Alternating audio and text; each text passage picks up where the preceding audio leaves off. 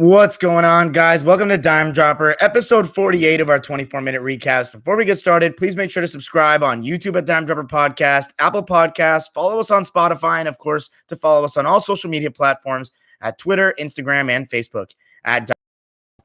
I posted on Instagram today a clip of part of the timeline that we're on, the history of basketball, 1966-67 Philadelphia 76ers. Go check that out. I made a post about it, one of the greatest, most underrated teams of all time.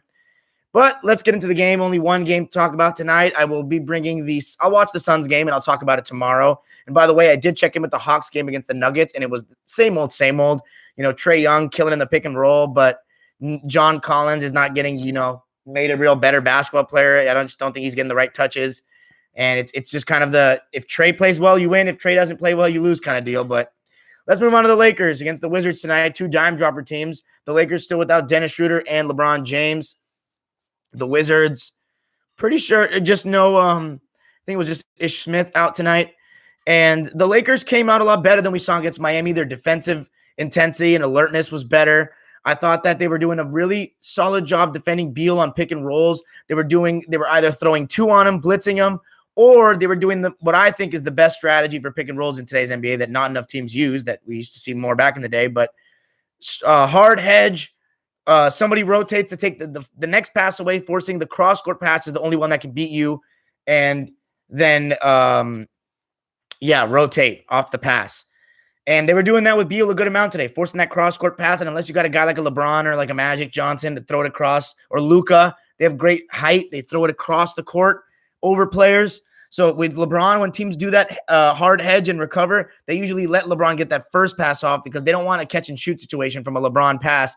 They want someone else to make a play. But I thought the Lakers are doing a good job they wanted Westbrook to be the guy to take over the game, and they wanted him to be the aggressor. And he was. And Westbrook, this is the thing. We've been covering the Wizards all season, and we've talked about the fact that the Wizards have been poor because of Westbrook mainly. And they've been great lately because of Westbrook mainly. And that's the thing. I always say it, guys. This is a stars sport, basketball. And when your stars don't play well, usually you can see it trickling down. And when your stars play well and set an example, it's a total difference. Look at the way Westbrook's been communicating on defense. Look at his effort on defense. I've seen him talk more in these last couple of games than I did all the beginning of the season. He's actually getting over screens with some effort. He's attacking the rim. That's the most important part. He's really attacking the basket, creating for others because of that. He's going back to the best form of himself. And even though he's just not dunking anymore, the dude airballed a freaking layup today. But he was getting to the rim, and he was making things happen for the Wizards. I thought Rui Hachimura, he was tasked with guarding LeBron for the majority of the game, and he did a very solid job. But LeBron in the first half was really good. I thought he was making some great outlet passes up the court. Lakers were forcing a good amount of turnovers.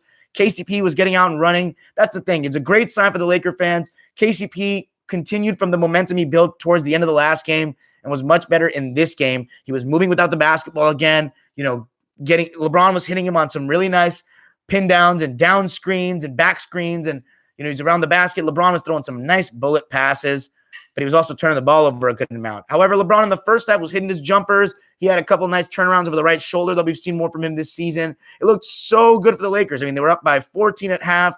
You thought that the Wizards just didn't have enough. They were containing Beal. Montrader was playing fantastic. He was, there's that move where they give Montrader the baseline and he goes right into the player to try to, make them bounce off of him. And he goes up strong right into him and either dunks or lays it in or gets fouled. He's really good at that, taking that contact and going into the chest of defenders and so forth, etc., whatever. And I thought he was really good in this game, except in the second half. I think this is the main reason why Vogel didn't bring him back in. Laker fans, you can let me know what you think of that. Do you think it was the right decision to play Gasol more than Harrell? Gasol played 27 minutes in the end. Montrader only 23. I thought that Markieff Morris was a little better tonight. He came in and hit a stop and pop jumper off the dribble, took it to the basket. He was 3 of 5, 7 points, and +9. He actually had the highest plus-minus of any Laker in this game, Markieff Morris. I thought Talen Horton-Tucker wasn't bad either. Some nice activity on defense, and he was 3 of 4. He made his open three. He got to the basket a couple times. But Montrader, the thing was, he was starting to get picked on and pick and roll by Robin Lopez. Lopez would get on the short roll. Westbrook made some great pocket passes, and it was literally just jump hooking over a chair. Jump hook, jump hook. He was making Robin Lopez look like freaking, I don't know, I don't want to say Shaq, but maybe a more finesse big man. He was making him look like Jokic or something. Just around the basket, short rolls, just over the chair, Montrader. And he was also picking up fouls. He had 5 fouls. See, so that's one of the main reasons he was out of the game. But he was the best Laker in terms of offense, or scoring, I should say. 26 points, 9 rebounds, 10-17. And what's funny is the Wizards had a really good third quarter. I mean, you had Westbrook playing well. You had Beal that was starting to get a little warmer. But ultimately, I thought it was the fourth quarter where the Wizards really kind of made a good push. And that was because LeBron was just falling in love with the three. I think that the mileage is starting to get to him a little bit. He's played a lot this season, and he was settling for so many terrible threes. And oh my God, guys, again, how many possessions LeBron dribbling the freaking air out of the ball. And people want to act like this guy's never, like, I'm telling you, LeBron is in many ways, he's a ball hog. In many ways. He holds the ball a lot. Just because he makes really nice passes, and likes to get his other guys shots, doesn't mean he's the most unselfish guy in the world. For the most part, he doesn't play off ball at all. So, like, when guys are trying to make moves, it doesn't really help when he's just standing at the three, and he doesn't love the catch and shoot. He likes kind of creating his own shot. So when players drive, and people don't really sag off on LeBron like that, and as it is. So it forces the other guys to go one-on-one. And I think one problem I saw tonight was Kuzma. I feel as though, even though he does other things very well, one thing that I've noticed with Kuz is I feel like a lot of guys, and it's not just with LeBron, it's Luka, guys that facilitate and give you, create good shots. I feel like players are tempted to shoot the ball the second they get the ball from them. So like when LeBron passes Kuz the ball, I feel like he's so tempted to shoot the three right away when it's like, put the ball on the floor. You don't have to take that shot. Maybe make an extra swing. Maybe hit him with a pump fake. I think Kuz takes too many threes. I said it last game. I've been saying it for a while. 4 of 11 from 3 for Kuz, 5 of 16 overall. I thought he had good activity, 2 blocks, 14 points, 11 rebounds, but overall just not enough, I don't think. Wes Matthews, minus 11, 0 of 3. He had some decent defense, but overall just not it. Caruso, so the Wizards were starting to, I think the main reason the Wizards were really starting to take over was because Davis Bertans was starting to make his open shots. He was 0 of 4. I was tweeting about it, like he needs to start making shots. He had 2 threes because of turnovers that the Wizards created, and some of those turnovers were created by Raul Neto. On LeBron. LeBron had a little Raul Neto, puny-ass Raul Neto on him, and he wants to post up 18 feet away from the basket and not actually make a move. One thing LeBron loves to do is he doesn't like to – sometimes when he's in the mood, he likes to punish little guys, and then other times he just gets the ball up top, and instead of like passing it to someone and going and reposting or something, or just getting straight to it, he likes to dilly-dally and wait for them to double-team him with a little guy on him so he can pass to someone, which is an extremely lazy way to get out of things, in my opinion. But because he seemed gassed, that's what he went for, and he turned the ball over. And then there was another time where he was going to take Denny Avdia, who I think is a very underrated defender, and I think should be getting far more minutes than he is. I've been saying it from the beginning of the season.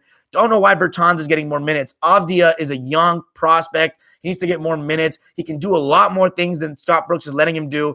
But he did hit his open threes tonight, and he did play some good defense. And there was one play where he cut off LeBron very nicely, just sliding his feet. LeBron spun, and Raul Neto knew exactly what he was going to do. He took the ball, and the Wizards scored. But at the end, Laker role players made their threes. LeBron was creating good shots.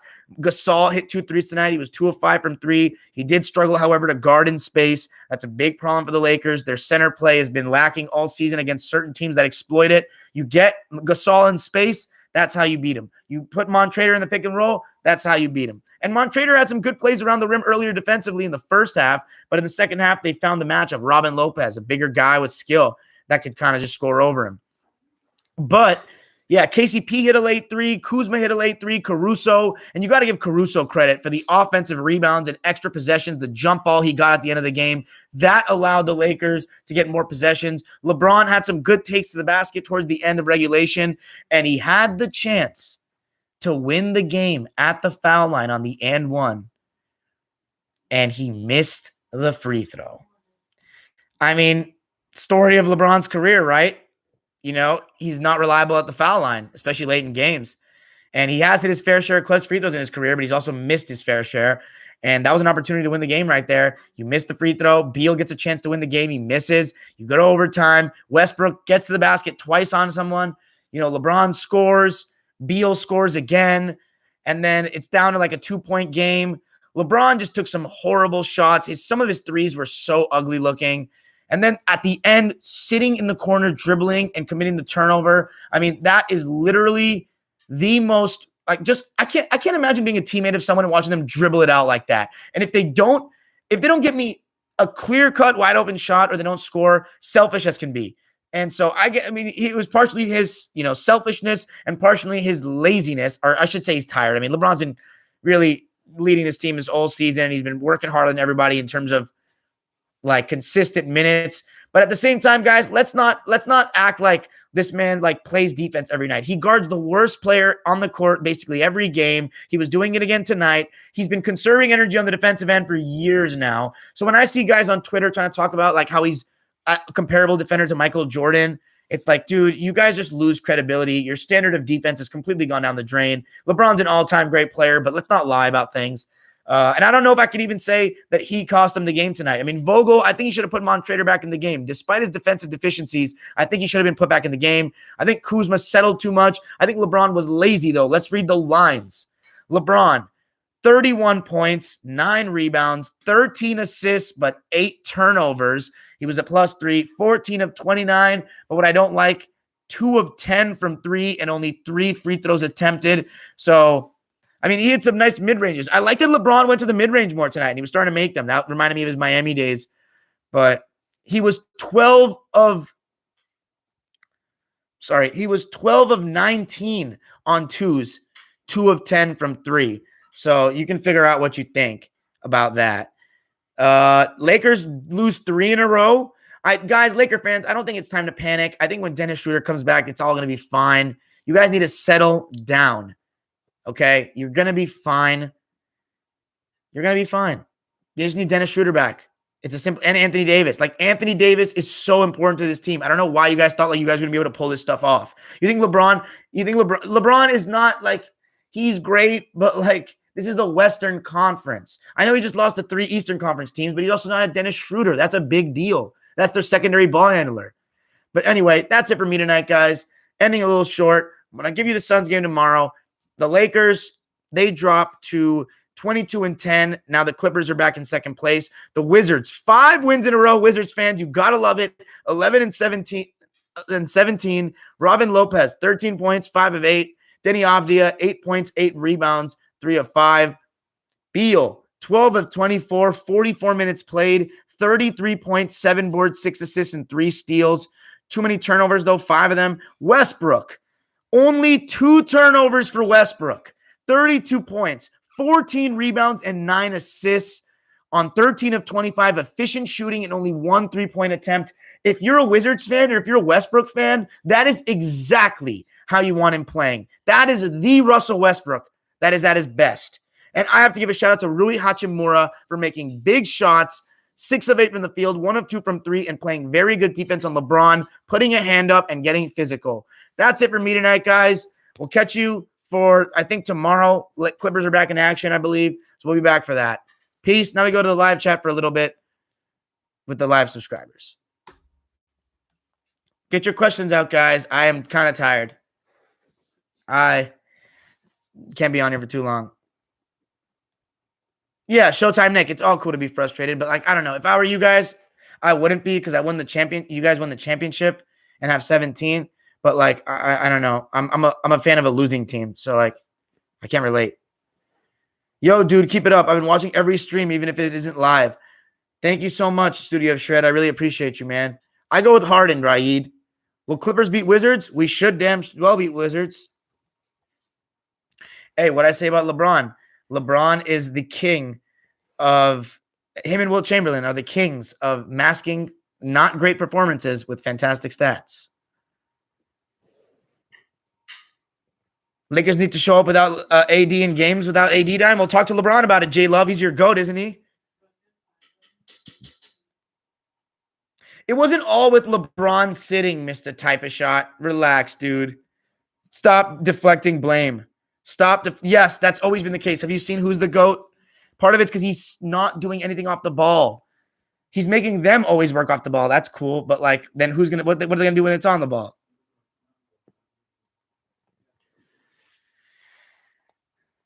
Yeah, Westbrook was still bad from the line, but otherwise great.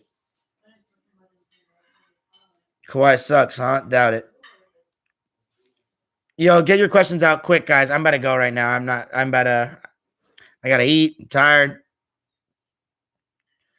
Guys, that's what happens when your best player goes to the bench. You have no secondary ball handler, guys. This wasn't a problem before he started getting hurt. I mean, before AD went down. Like, come on. It depends, right? What's the role? Are we talking leading my team? Are we talking as a secondary guy? LeBron tried to stop the bleeding, but their defense was just trash. I think you're just making excuses, Mr. Type of Shot. Thank you, MXMR81. What a game. One of the best I've seen. Would have been an epic comeback if Magic didn't take that fall late in the fourth. No problem, Clip18. Hey, but that was the Sixers game, though, don't you think? Like, the Lakers lost the game in the first half. Magic brought them back, though, and Kareem. They almost won the game. Contemporary Domain. Are you a Wizards fan? We coming for y'all next. Real talk. Westbrook should be an all-star? I don't know about that yet, guys. I still don't know about that yet.